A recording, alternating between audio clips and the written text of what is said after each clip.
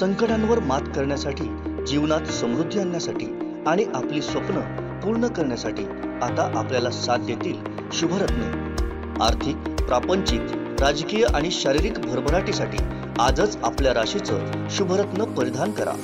5 पिढ्यांपासून विश्वासाची परंपरा। शुभरत्न केंद्र, AH मोतीवाला, नेहरू चौक, Maharashtra बँकेसमोर, Nipani. Mobile 09448 14 24 21। आणि त्यामुळे आपल्या श्वासावर आपलं लक्ष, चित्त, मन हे तिथे स्थिर करायचं आहे।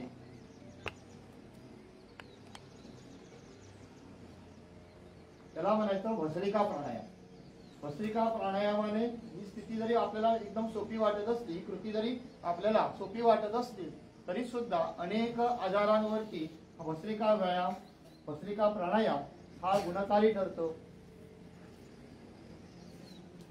मनाची एकाग्रता वाढीस लागते, मनाची शुद्धी वाढीस लागते आणि त्यामुळे आपल्या दैनंदिन जीवनावर त्याचा परिणाम होतो आणि आपलं नित्य जीवन जे आहे ते चांगलं होतं, मंगलमय बनतं।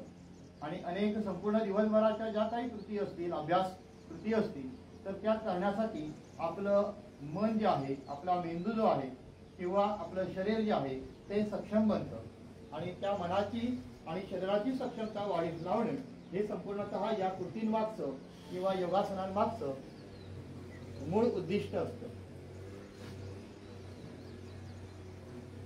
विराम स्थिती ही कृती सुरुवातीला 3 मिनिटापासून 5 मिनिटापर्यंत आणि 5 मिनिटापासून 15 मिनिटापर्यंत आपल्या सोयीनुसार आणि आपल्या सरावानुसार आपण वाढीस न्यायचा। म्हणजे पूर्ण नेहमी ज्याचा सराव असेल त्याने किमान 15 मिनिटांचा भस्त्रिका प्राणायाम हा करणं आवश्यक असतं। त्याला भस्त्रिका प्राणायाम समजला? ठीक आहे। त्याच्यानंतर आपण जो प्राणायाम करणार आहोत तो कपालभाती। आता कपालभाती म्हणजे काय? तर कपाल म्हणजे मस्तक आणि भाती म्हणजे आभा किंवा तेज। आता कपाळावरचं किंवा मस्तकावरचं जे तेज आहे ते वाढीस लावणं हा या प्राणायामाचा मूळ उद्देश आहे आणि उद्देश सगळ्या प्राणायामाचा तोच आहे, म्हणजे चित्तशुद्धी आणि शरीराची शुद्धी। हे करत असताना तुम्हाला काय करायचं आहे बघा, ही जे काही फुफ्फुस आहे, ही जी छातीची पोकळी आहे, त्या छातीच्या पोकळीमध्ये फुफ्फुसाच्या खालच्या बाजूला म्हणजे उदर पोकळीच्या वरती आणि छातीच्या पोकळीच्या खाली इथे मध्ये एक डायफ्राम असतो, पडदा असतो आणि आपण श्वास आणि उश्वास करतो तो ह्या पडद्याच्या हालचालीमुळे असतो, ना की या बरगडांच्या हालचालीमुळे। बरगडे आपल्याला वरच्या बाजूने वर खाली होत असताना दिसत असतात, परंतु बरगडाची हालचाल म्हणजे श्वास उश्वास नाही।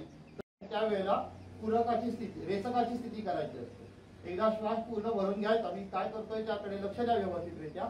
सुरुवातीला तुम्ही करू नका, त्याने सूचना दिली की त्यानंतर तुम्ही करा, म्हणजे समजून घ्या आणि त्यानंतर तुम्ही तुमची कृती करायला हरकत नाही। बघा, श्वास मी पूर्णतः भरून घेतो, त्यानंतर एक मूळ स्थिती म्हणजे विरामाची स्थिती मी आणतो आहे आणि त्यानंतर मी काय करतोय,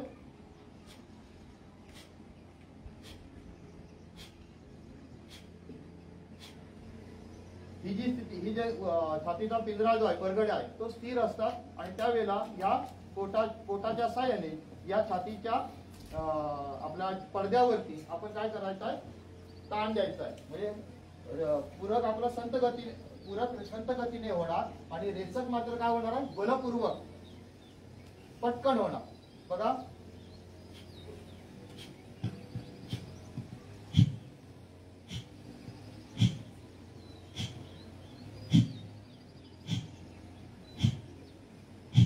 हे सगळं करत असताना आपलं मन जे डोळे बंद असले पाहिजे, मन इथे स्थिर असलं पाहिजे, 2 भुवयांच्या मध्ये इथे स्थिर करायचं आणि आपल्या श्वासावरती आपली ही जी कृती आहे ती आपला लक्ष, आवाज जो आहे तो आवाज फक्त आपल्या श्वासाचा ऐकू येणार।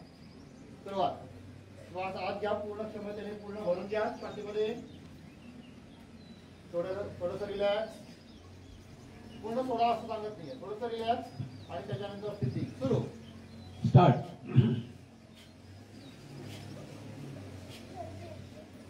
दिसू नका, आपल्या श्वासावरती आणि कृतीवरती लक्ष स्थिर,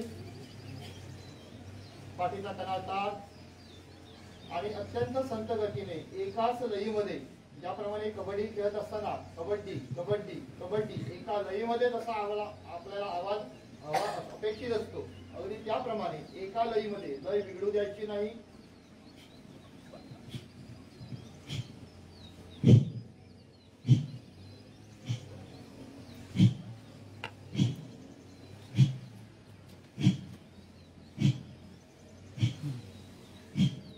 ही कृती किमान 3 मिनिटे सुरुवातीला करायची. आज आपल्याला किमान 3 मिनिटे ही कृती करायची आहे. कृतीला सुरुवात. मोठे विद्यार्थी आहेत बघा, 9वी 10वीचे विद्यार्थी कृती करत नाही.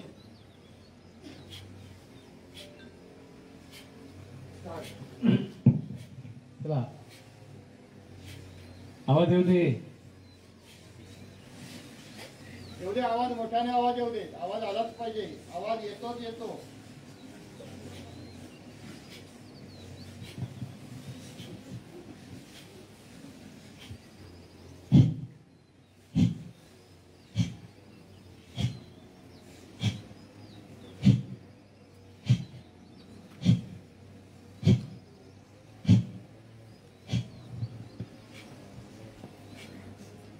करत नाही आहेत, मोठी मुलं करत नाही, छोटी मुलं तरी प्रयत्न करत आहेत.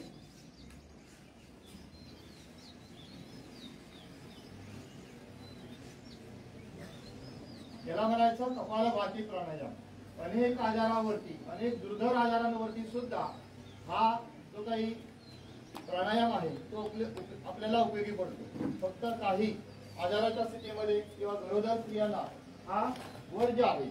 हा प्राणायाम त्यांनी करायचा नाही, कारण याच्यामुळे पाठीचे, पोटाचे, छातीचे आणि हृदयाचे स्नायू जे आहेत हे उत्तेजित होतात. त्यांना रक्ताचा पुरवठा वाढतो आणि त्यामुळे त्या ठिकाणी रक्ताभिसरणाला वेग मिळून, चालना मिळून आपल्याला रक्तामध्ये ऑक्सिजनचा पुरवठा वाढतो आणि त्याचबरोबर मेंदूला सुद्धा त्यामुळे रक्ताचा किंवा शरीरातील सर्व पेशींना रक्ताचा ऑक्सिजनचा पुरवठा. सर, आज जागतिक आंतरराष्ट्रीय योग दिन आहे, आपल्या शाळेमध्ये साजरा होतोय, काय प्रतिक्रिया आहे?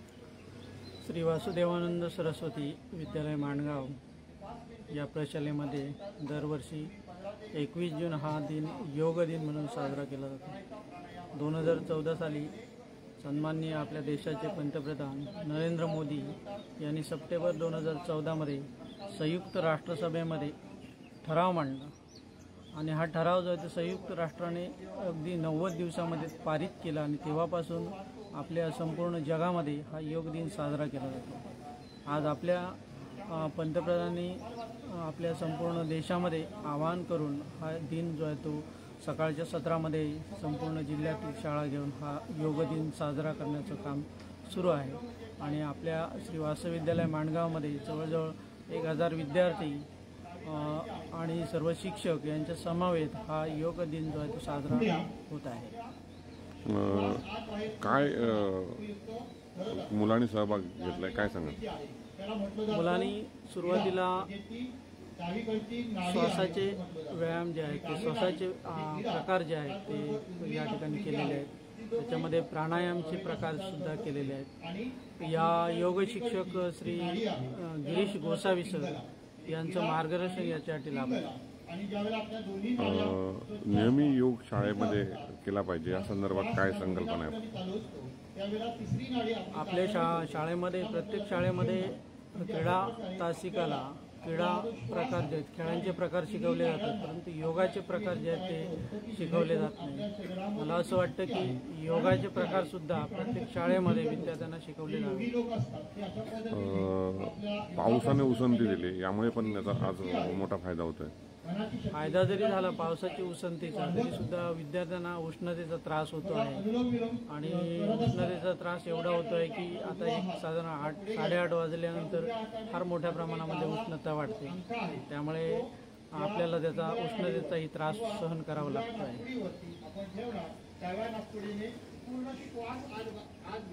आणि त्यानंतर अनामिका आणि मध्यमा ह्या जी काही 2 बोट आहेत, करंगळीचं बोट, लगतचं बोट हे म्हणजे अनामिका आणि मधलं बोट म्हणजे मध्यमा. अनामिका आणि मध्यमा याच्या साहाय्याने दुसरी नाकपुडी बंद करायची आणि तिथून श्वास सोडायचा. ज्या बाजूने ज्या नाकपुडीने आपण श्वास सोडणार त्या नाकपुडीतून परत श्वास आत मॅडम घ्यायचा. आंतरराष्ट्रीय योग दिन आज आहे आणि आपल्या शाळेमध्ये साजरा होतो, काय प्रतिक्रिया?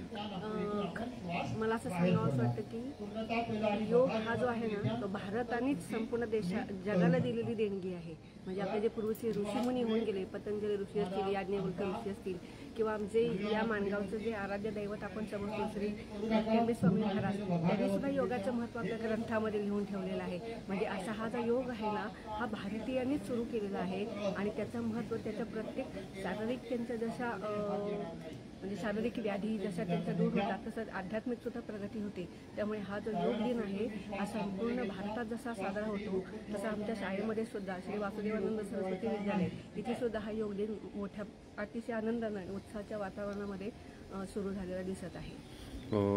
क्रीडा प्रकारात त्याचा सहभाग करून दररोज योग केला पाहिजे या संदर्भात काय संकल्पना आहे?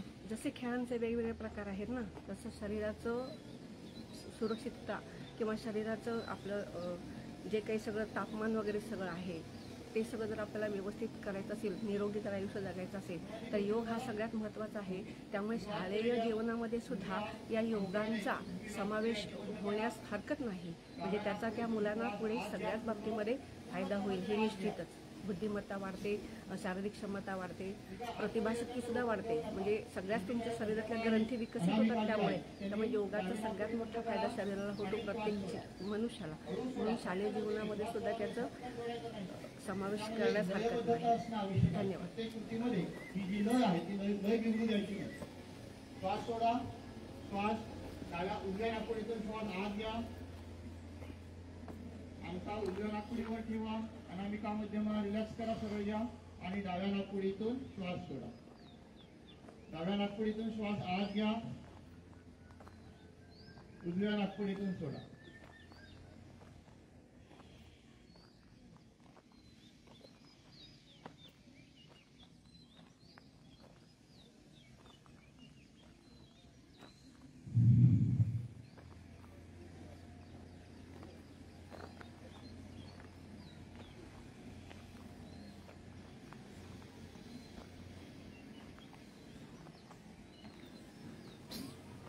आपले हात आपले पाय आपल्याला जड होतात, ते उचलता येत नाहीत, त्यांचं आपल्याला ओझं वाटतं, ते स्नायू आपल्याला दुखतात. बघा बरेच विद्यार्थी असे झाले, असे नको, अशी ही स्थिती पाहिजे. अर्थात याच्यासाठी सरावाची आवश्यकता असते. नित्य सराव प्रत्येकाने करायचा आहे. चला 3 मिनिटापासून 5 मिनिटापर्यंत आणि 5 मिनिटापासून तुम्ही 15 मिनिटापर्यंत हा जो प्राणायाम आहे हा प्राणायाम वाढवू शकता. कोणत्याही स्थितीमध्ये, वज्रासनामध्ये, सुखासनाला खाली बसता आलं नाही, हे आसन जर घालता आलं नाही तर तो खुर्चीत बसून सुद्धा आपण हा व्यायाम करू शकतो. आणि कोणीही म्हणजे कोणत्याही आजारामध्ये हा प्राणायाम आपल्याला सहजासहजी करता येऊ शकतो. तुम्ही कुठेही असाल त्या ठिकाणी तुम्ही प्राणायाम, अनुलोम विलोम ही कृती जी आहे हा प्राणायाम आहे, हा प्राणायाम तुम्ही करू शकता. ठीक आहे, अनुलोम विलोम प्राणायाम झालं. त्यानंतर पुढचा प्राणायाम आपण करणार आहोत तो म्हणजे भ्रामरी. एक प्राणायाम तुम्हाला मध्ये दाखवतो, उज्जयिनी प्राणायाम. म्हणजे कुंभक जी स्थिती आहे ती कुंभकाची कुंभक आपण करणार आहोत. त्यासाठी म्हणून बघा लक्ष द्यायचे, आपण पहिलं करणार आहोत तो पूरक, म्हणजे श्वास आतमध्ये घेणे. श्वास आतमध्ये घेत असताना पूर्ण हा जो हवा आहे ही हवा या नाकपुडीच्या भिंतीला घासून आतमध्ये घ्यायचा आहे. म्हणजे त्याच्यामुळे काय होईल, आवाज होईल. ठीक आहे, आवाज झाल्याच्या नंतर श्वास आतमध्ये घेतला की तुम्ही बंद लावायचे आहे.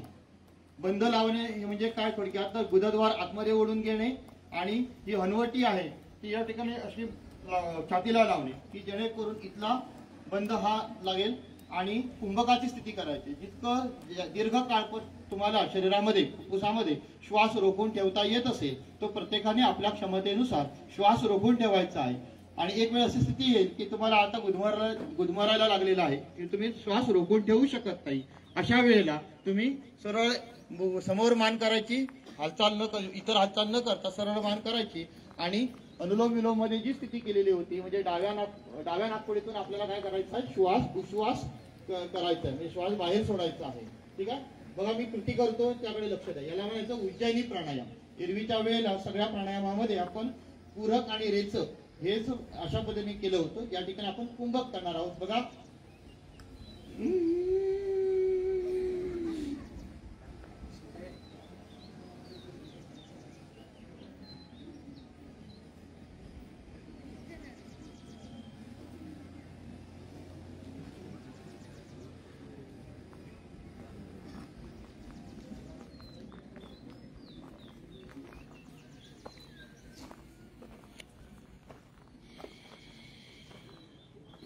समजलं.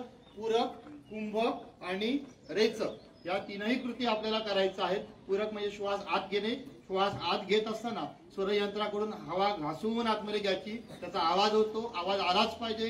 जेवढा तुम्हाला आवाज करता येत असेल असा श्वास आत घेण्याचा तितका तुम्ही करू शकता. ठीक आहे. आणि श्वास कोंडून ठेवायचा आहे. श्वास कोंडून ठेवायचा आहे. त्यावेळेला दुधाद्वार आतमध्ये ओढलं असणं आवश्यक आहे. हनुवटी छातीला अशी लावायची आहे. म्हणजे या ठिकाणी आपला जो बंद आहे तो बंद, दोन्ही बंद आपले लागतील. ठीक आहे. सुरू.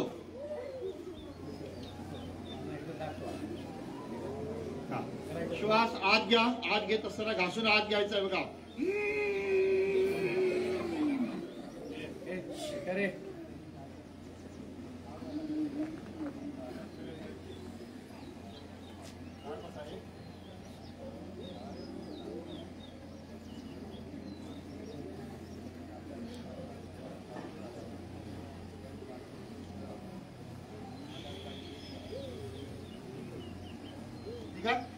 पूरक श्वास आत घेणे. सुरुवात. पूरक श्वास आत घेणे.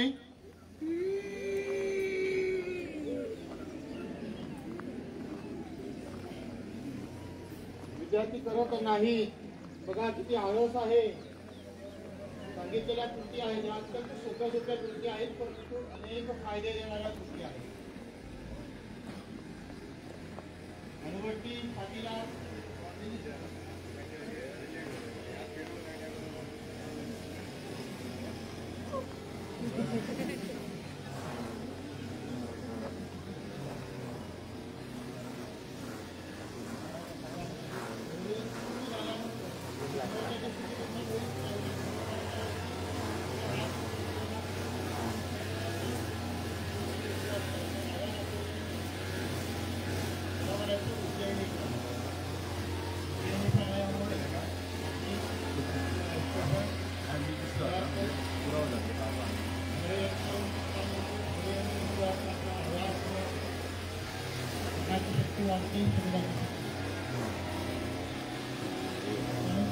शेवटचा जो प्राणायाम आहे तो म्हणजे भ्रामरी. भ्रामरी म्हणजे भ्रामरी म्हणजे भ्रमराप्रमाणे आपल्याला आवाज करायचा, नाद करायचा. आणि हा जो नाद असणार आहे आपल्या शरीरामध्ये नसणार आहे. त्यामुळे दुसऱ्याचा आवाज करायचा नाही. आवाज आपण ऐकायचा.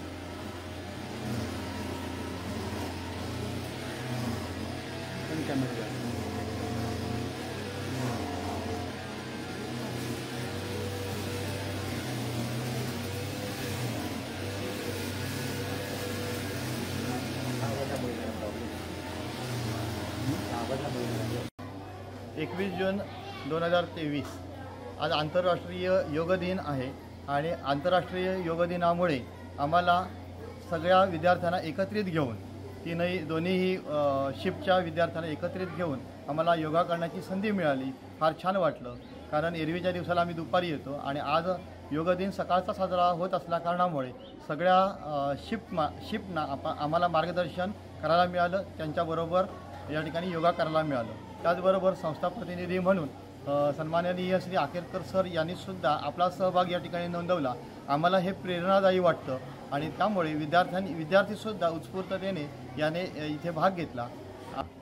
शालेय अभ्यासक्रमामध्ये योगाभ्यास जो आहे तो फार महत्त्वाचा आहे. कारण शालेय अभ्यासक्रम पूर्ण करत असताना विद्यार्थी अभ्यास करत असताना विद्यार्थ्याच्या शरीराची आणि मनाची जी तयारी आहे ती ह्या योगाभ्यासामध्ये किंवा प्राणायाम करून हे होत असते. आणि त्यामुळे मेंदू जर चांगला तयार असेल तरच त्या चांगल्या तयारीत मेंदूलाच अभ्यास व्यवस्थितरित्या पेलू शकतो.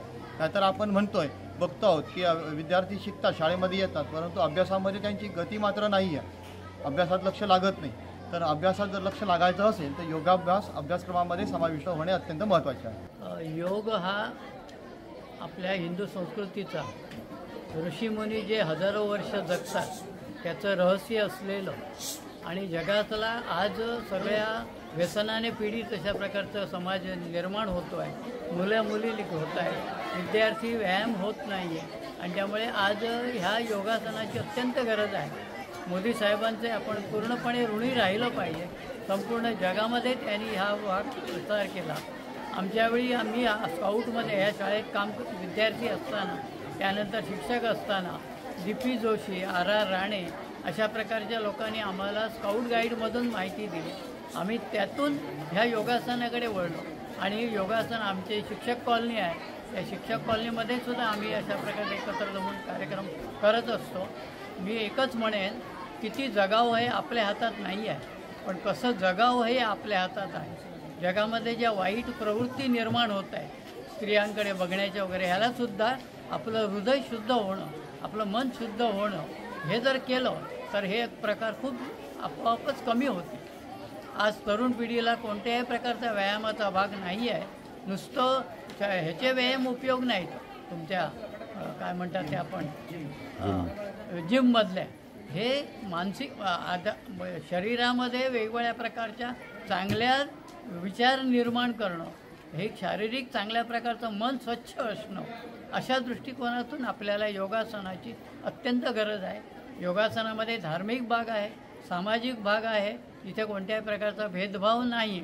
आणि म्हणून मी सर्वांना विनंती करतो, मी आज 75 वर्षाचा आहे, मी संपूर्णपणे पायी चालत आलेलो आहे आयुष्यात. वाहन कुठलंही मी वापरलं नाही, सायकल फक्त 1 वर्ष वापरली. त्यामुळे मी सगळ्यांना असं सांगेन की किती जगावं हे तुमच्या हातात नाही आहे, पण कसं जगावं हे तुमच्या हातात नक्की आहे. तुम्ही स्वतः व्यायाम करा, चालल्यामुळे आजूबाजूला जी माणसं आहेत ती भेटतात आणि हे सगळं योग जो आहे, हे जे मोदी साहेबांनी सुरू केलेलं आहे, ते ऋषीमुनींचं ह्या सगळ्या गोष्टी आज ऋषीमुनीच स्वतः आहेत आमच्याजवळ असं आम्हाला वाटतं. आणि हे सगळ्यांनी जर अंगीकारलं तर खरोखरच ह्या जगामध्ये शांती नांदेल. विद्यार्थ्यांच्या बाबतीत तर अत्यंत आवश्यक आहे. आपली शारीरिक प्रकृती प्रत्येकाने आपण जर आम्ही शिक्षकांनी सुद्धा बघितले तर ही योग्य नाही आहे. त्याच्यामध्ये व्यायाम आपणही आवश्यक आहे. जे मन स्वच्छ असेल तर आपले विचार स्वच्छ राहतात आणि आम्ही जास्तीत जास्त जगू शकू कधीच. त्यामुळे मी या निमित्ताने सर्वांना योग करण्याचं आवाहन करतो आणि असेच कार्यक्रम शाळेमध्ये व्हावेत. आता ह्या शाळेकडे माननीय गोसावी सरने अत्यंत सुंदर प्रकारे आम्हाला कार्यक्रम करून दाखवले. आमचे दिवसभरातले सर्व अपडेट्स, ताज्या घडामोडी आणि थेट लाईव्ह पाहण्यासाठी सबस्क्राइब करा, लाईक करा कोकणचं नंबर 1 महा चॅनल कोकण 7 लाईव्हचं YouTube चॅनल.